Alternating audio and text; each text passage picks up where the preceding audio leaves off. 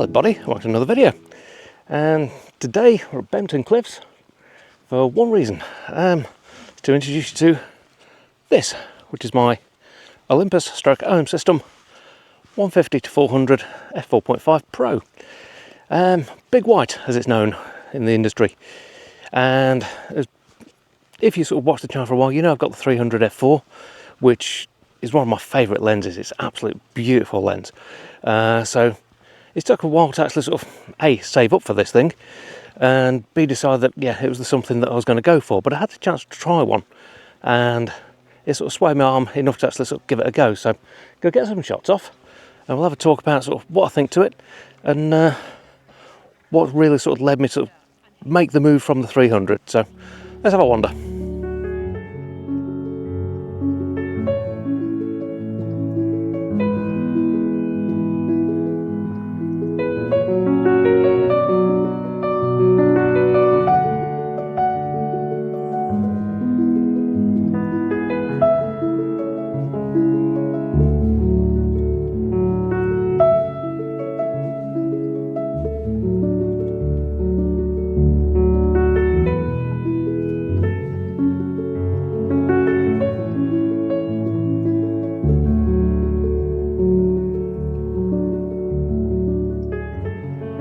And obviously, Mark 4/3 is more of a compact system, but this, as you can see, looks like a fair old beast. Because that last piece on the end, which is basically underneath my chin now, is just a lens hood. So it's not really that much bigger than the 300. I think it's more sort of about sort of 15mm longer than the 300 without the hood on it. So although it's big, it's internal zoom, so it doesn't grow any when you sort of run up to your maximum zoom level, which is fantastic. I mean, I had the Sigma 150-600 on full frame, which was a great lens, but the weight of it when you're at full extension, especially when you're running like a 5D4 body on it, the weight was unbelievable. So it's just pulling your shoulders and your back all the time when you're using it. This doesn't. It's so well balanced, it's untrue.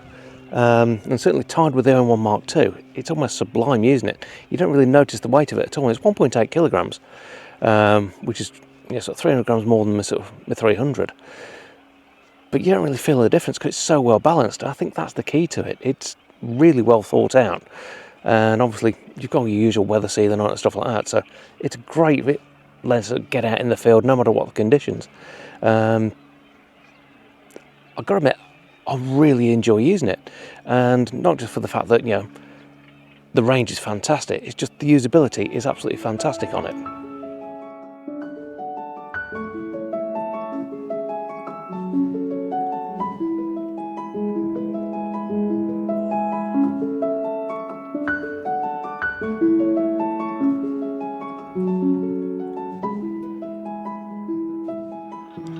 So the range on this thing is sort of, well, it's 150-400, which in full frame terms is 300-800, which is quite a good range.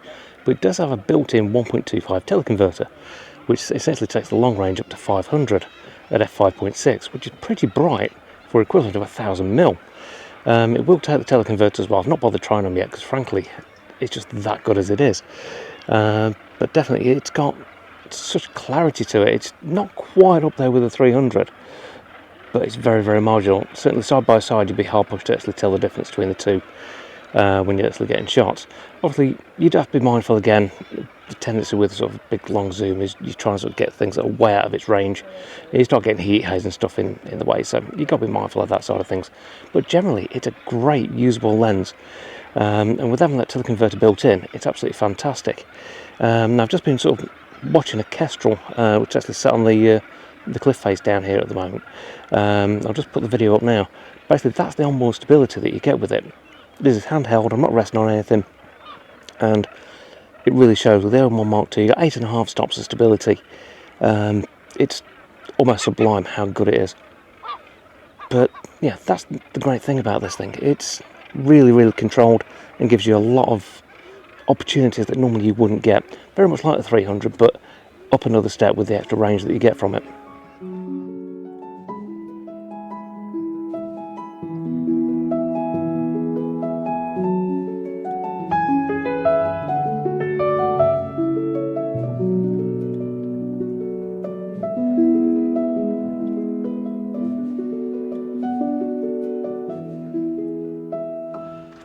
So I suppose the big thing we need to talk about is cost. This is not cheap. Retail is £6,700-ish, so about $7,000 currently. Yeah, it's not cheap. I was lucky, managed to find one on MPB, so I paid, well, under half, which was a pure chance find. They still hold immense value, and you can see why. They're an amazing piece of glass. But if you see any of the videos that are out there, on this lens, it's very much a case of, it's seen as the pinnacle of what Olympus could do, and you can really tell when you're using it. I know sort of Mike Lane actually calls it the best lens for wildlife he's ever used, and he's used all the Sony A1s and stuff like that. And having used this, compared to the 300, I've compared it to the Sigma 150-600 they used to have. Yeah, it's definitely a level above, with the stability, the versatility with it. Because the 300, although it's fantastic, you're fixed at 300. That's it. You've got no zoom. For stuff like this, I was using it with a 1.4 teleconverter, so it's about a 420mm equivalent. So you're looking at sort of around 840mm full frame, which, yeah, it's a decent length, especially on a prime. But with this getting certainly up to the 500mm with the teleconverter kicked in at f5.6, it's clean, and it's stupidly clean. And like I say, the ability to actually flick the teleconverter in and out, it's really, really handy. It really is. So if you've got something that's not quite needing that sort of range, you can just flip it. You don't even need to take your eye away from the viewfinder. It's just so easy. It really is.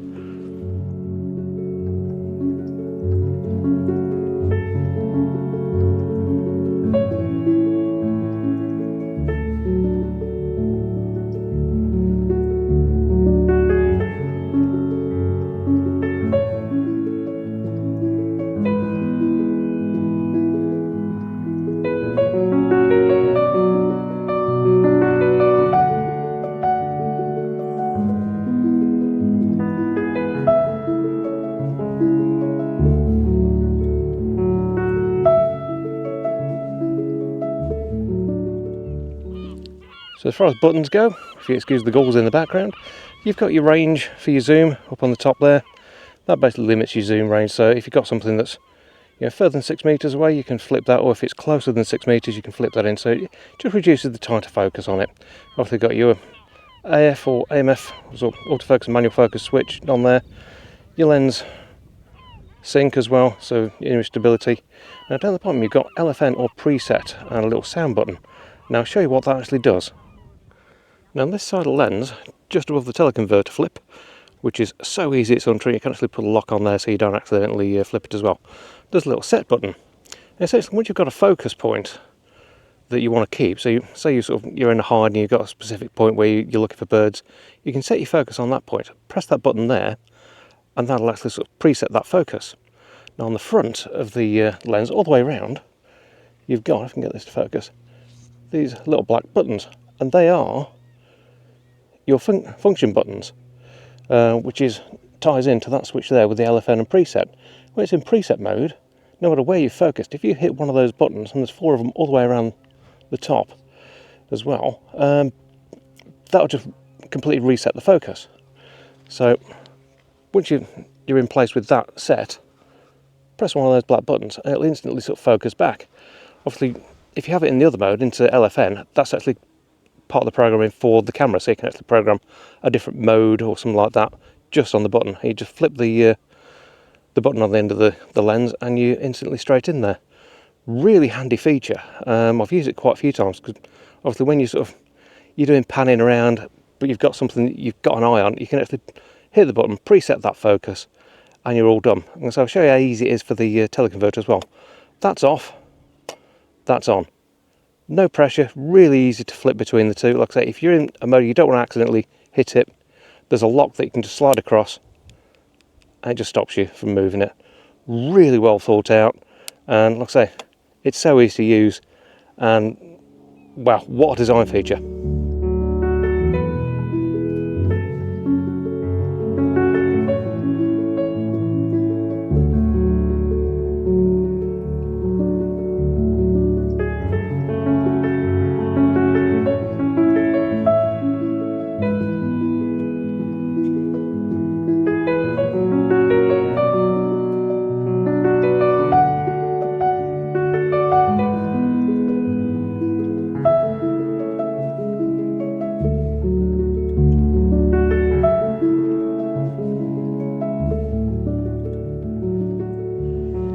So you've probably seen that OM System have released the 150-600 now as well, which you've also probably seen that people are saying that it's just the Sigma 150-600 Sport adapted for Mach 4/3.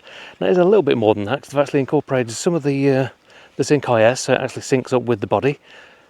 About 7 stops. It's not the full sort of 8.5 stop that you get with the Pro lens because it's not a Pro lens. It's not as sharp, I found, when you used it, and it does suffer from the same problem that I had with essentially the same lens when it was on full frame. Because it's not an internal zoom, it gets very heavy at the long end, and essentially you've got something that's just trying to pull the whole system forward, which puts a lot of strain on your neck, on your shoulders, and on your back, which is why I got rid of mine on full frame and switched Mach 4/3 in the first place. So this is about as heavy as I will want to go. Is it going to be the perfect lens for going forward?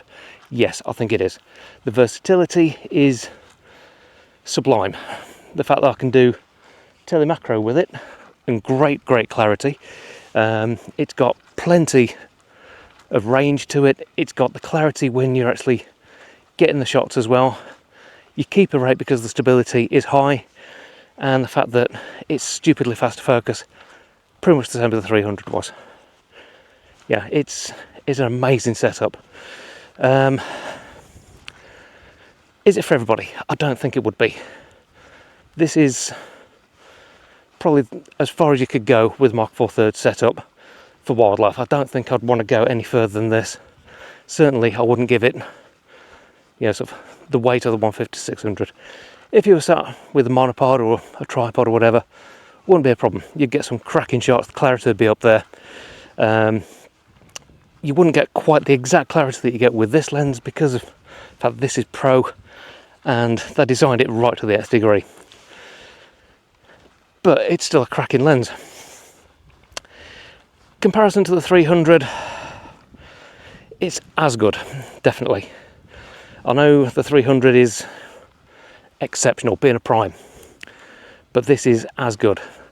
Certainly side by side you'd be hard pushed to tell what the differences were in between two images, shot at the same focal length. I think the problem that you've got is the cost, but I have to admit, you can see why it costs so much, put it that way. The stuff that they've incorporated in this lens is right up there. It's got everything that you could possibly want from a wildlife setup. And we're not talking birds exclusively. I've tracked dragonflies with this, butterflies, bees, loads and loads of stuff. But for me, it's the perfect setup. Tracy's tried it. She was surprised at exactly how light it was. I mean, she uses the 100-400 non-pro, just the OM System 100-400. She loved that. It's light enough for her to handle and it's not too much problem, but she was surprised exactly how light this felt considering its weight, because the balance is that clean. But I think that's the key to it. It's well balanced and it lets you get the shots that normally you wouldn't do if you've got a very, very long lens that's sort of pulling you around. That's what makes the difference on it.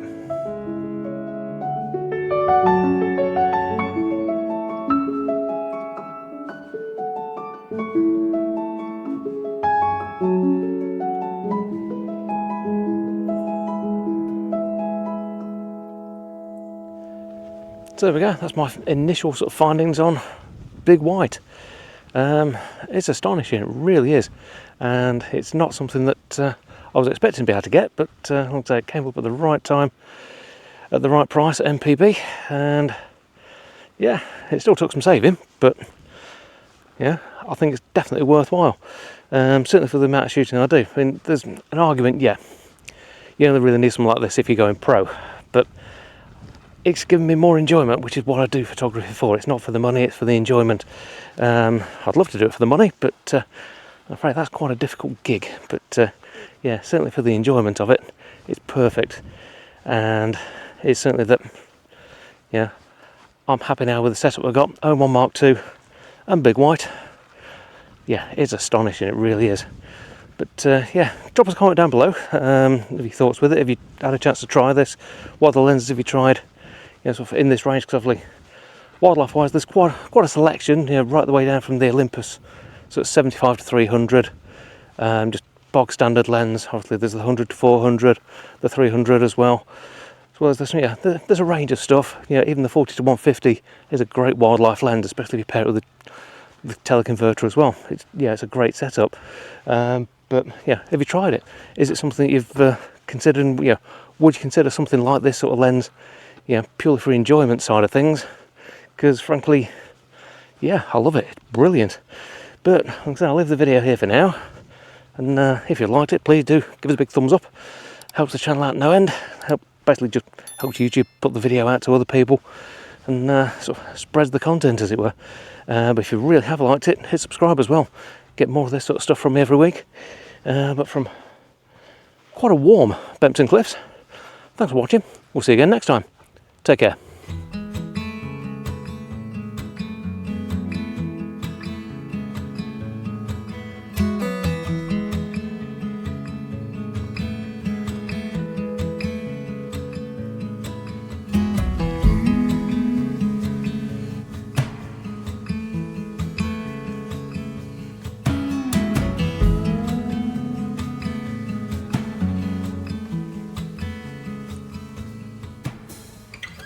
Four feet on the stripes in the Alabama highway, out there in the open, just a wishing and a hoping. I could smell the pines when I let you in the doorway. Took the seat next to mine like you've been there before. I'm befriended in an illusion. I could never stand to lose you. I get by when you're at my side. I'm befriended in an illusion.